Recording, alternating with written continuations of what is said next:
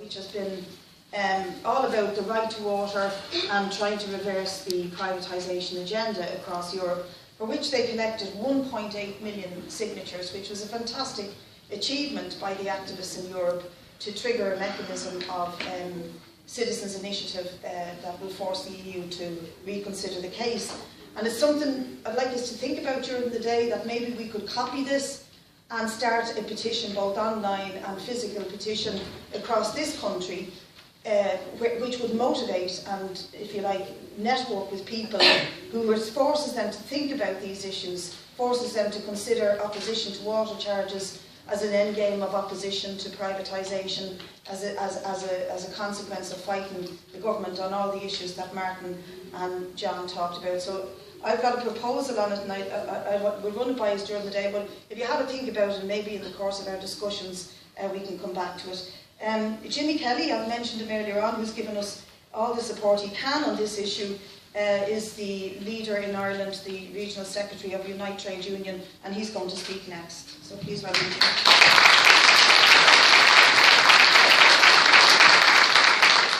Thanks, Breed, and can I also say that Unite is absolutely delighted to be part of the campaign that's been launched today. We're delighted that the union is fully on board supporting what needs to be done on this campaign. And I'm glad as well that I see Tom Hogan as part of the programme here today, and Tom, I know, will give an account of a fabulous campaign that was run in Waterford against water charges. You know, all the tactics that were used by scab contractors of turning off people's water, putting in quick setting cement into the stopcock outside your front door, adding all that sort of, trying to add that sort of misery, but a fantastic campaign, unions, community, everybody involved in making sure that nobody was without water for any length of time. So I'm looking forward to Tom's account of that fantastic campaign. Also, it is, of course, a very hostile climate that we live in terms of workers' rights and employment rights and trade union freedoms. Really, really hostile in terms of workers getting treated with decency and respect. And John's union and a lot of unions dealing with what's referred to as zero-hour contracts, where every week your hours are changed, keep you hanging on a string, not knowing what your hours are next week, what your income is next week. So all those horrors of treating people absolutely disgracefully, without even getting into the issues of job losses and redundancies and wage freezes and wage cuts. So there's a lot of a really hostile and also a very unequal society, as everybody in this room knows, and getting more unequal. And of course a very rich and wealthy country. It's not poor little old Ireland. This is a very wealthy country, very wealthy people. The rich and powerful get richer by the day by ripping off working people. And the trade union movement has got to be linked up with people who are involved in left-wing politics, who are involved in trades councils, involved in residents groups, involved in every organisation around the country that's fighting back. And organisations that are concentrating on certain areas of cuts, like special needs groups. All the groups that are fighting back have got to come together and make ourselves stronger in terms of what's been launched here today. And if we can get people affiliated to this campaign, you know, continue your own local campaign, whatever issues you're dealing with, but get affiliated to this campaign and make it stronger so that we have the sort of victory that Martin describes, and that the danger that Martin describes of leaving things drift on, and too late then when you try and recover with a campaign. I'm also glad that there's a real international side to what's been arranged here today, because it's absolutely crucial that we do link up outside this country, that we're well organised in Ireland, that we stretch a good hand of solidarity across to people who can't even meet and do what we're doing here today without facing repression. But link up with organisations outside Ireland, make ourselves stronger internationally. Also, just to mention, at a meeting a long number of years ago, I heard Eamon McCann. He was talking about, you know, crime and robbery and burglary and all that sort of thing, and he was making the point that, did anybody ever steal your water? and it might be because we all just have a tap that you turn on and get the water. So if we had sort of basic needs, you might need to be stealing from somebody else. And I'm beginning to wonder how that's going to ring true sooner maybe than we think. So really to kick it off in terms of our rights to a clean and safe and reliable water supply is absolutely a need and should therefore be a right. And of course, by the way, this was recognised by the United Nations in 2010 when it declared that the right to safe and clean drinking water and sanitation is a human right that's essential for the full enjoyment of the right to life. Surprise, surprise, the Irish government abstained on the vote on that resolution. You know, a really consistent Irish government. Anything that's progressive outside Ireland is usually something they either abstain or vote against. So it's not defined as a right either in the Irish Constitution or in the laws pertaining to water supply here, and not in the legislation setting up Irish water. In 2012, in our submission on reform of the water sector, Unite argued that a new single agency with responsibility for water supply and management should be established as a subsidiary of an existing semi-state. We proposed that it should be a subsidiary of Bord na Móna, for example, which already has considerable expertise in this area. But the decision to establish Irish Water under the auspices of Bord Gáis Éireann has now been made, and our priority now is to ensure the terms and conditions of workers assigned to Irish Water and to ensure that the company is not gift-wrapped and sold lock, stock and barrel for future disposal to the private sector. Workers are always on the coalface of change, and Unite's members up and down the country are of course in the forefront of the transition to Irish Water, a transition that affects workers in 34 different local authorities.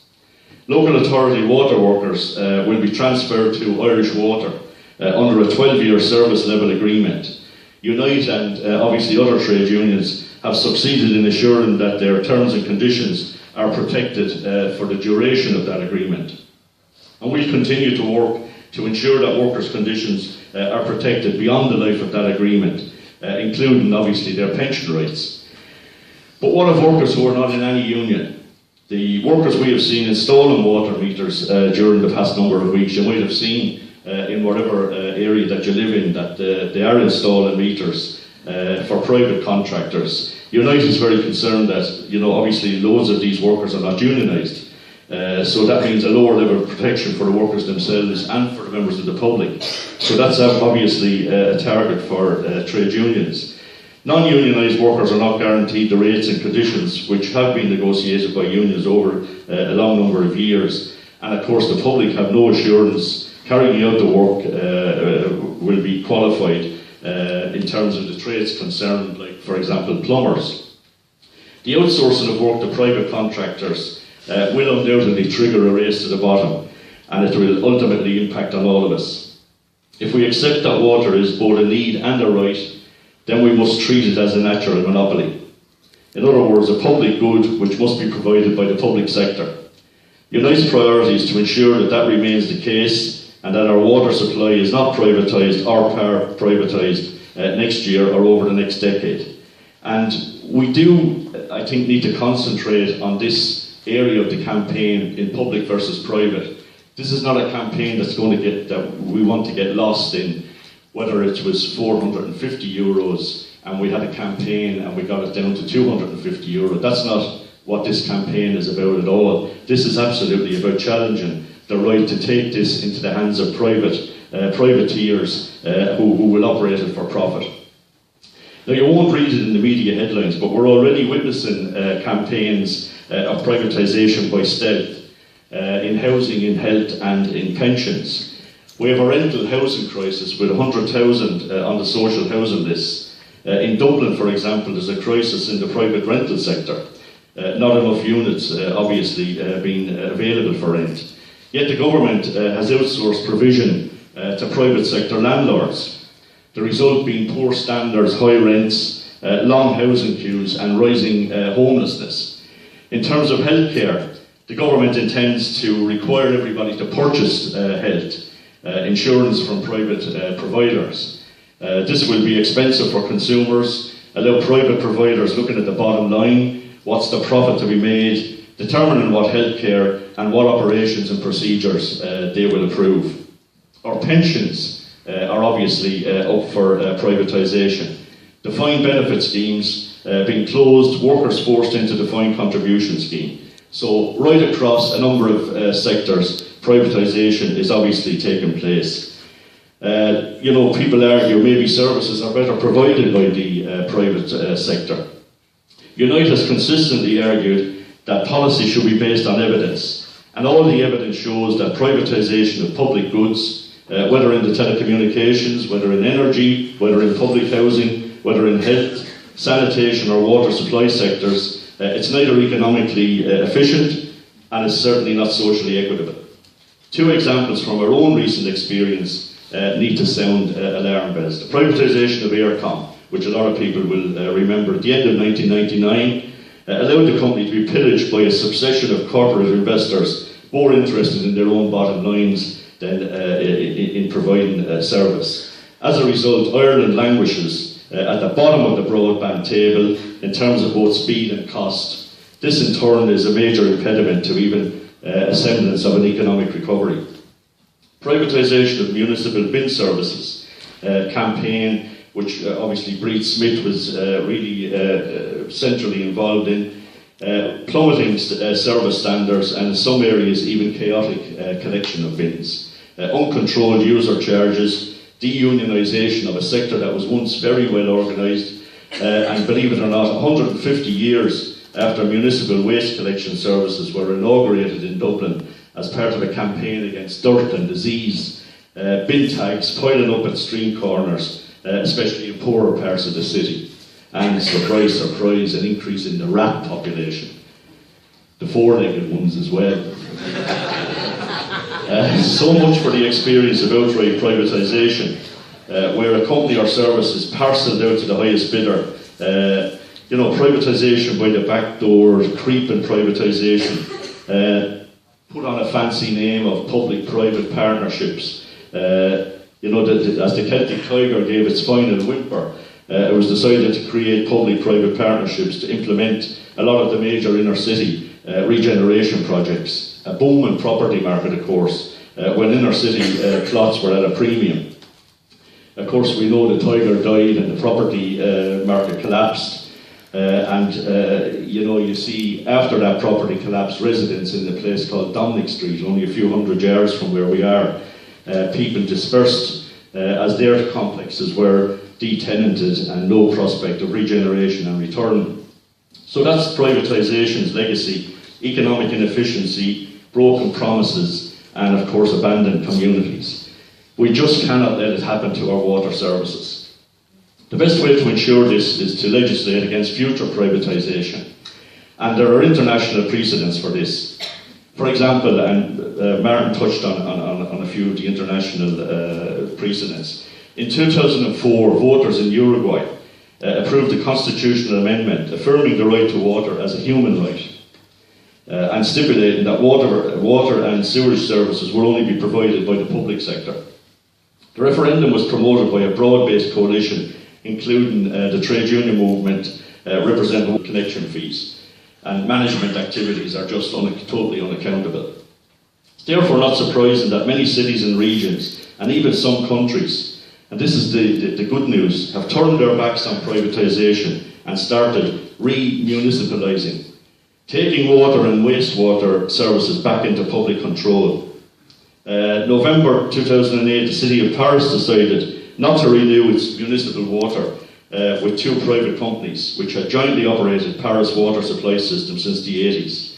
The factors triggered the decision, including rising prices and poor accountability. A new public company was established in 2010, unifying the production and supply services which had previously been outsourced. The decision to re-municipalise resulted in cost savings of 15% the first year and 8% reduction the second year. The fight back against privatisation goes beyond water. Throughout Europe there is a new trend fighting back against privatisation. We want to be part of that. more and more local and regional governments are taking vital services back into public control. In Germany, in the UK, in France, in Finland, a number of services that were previously outsourced or privatised are being effectively renationalised.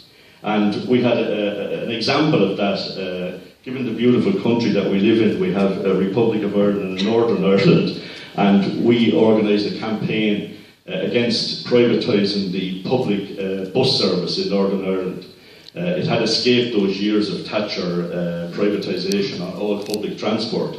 It's a fantastic public service transport, but getting out of the starting blocks early, getting into the communities to defend those local services that the privateers might not be too interested in. They wanted the lucrative routes. So the minute we shone the light on the politicians in the Assembly, they ran for cover, went into denial, and of course very quickly said, no, that was a report that was only being looked at, it was only this, it was only that. It was only putting it out to tender, which sounds like privatisation to me. And the good news was, they've backed off that. Now, will they regroup and come back as politicians do? Yes, they will, but we had really a good success on defending the public service in transport. So it's not just water services. Energy supply, public transport routes, waste management, cleaning services and housing services. Vital services being brought under democratic control and accountability. A lesson for us in the campaign we're launching here today. Under private control, services suffer from high costs, low quality services, and of course conflicts with public interests. We have an opportunity to learn from the mistakes of other jurisdictions, including those that are now reversing disastrous privatisation decisions. As citizens and as consumers and as workers, we need to send a loud and clear message from a unified campaign that our water is not for sale either today or tomorrow. Thank you.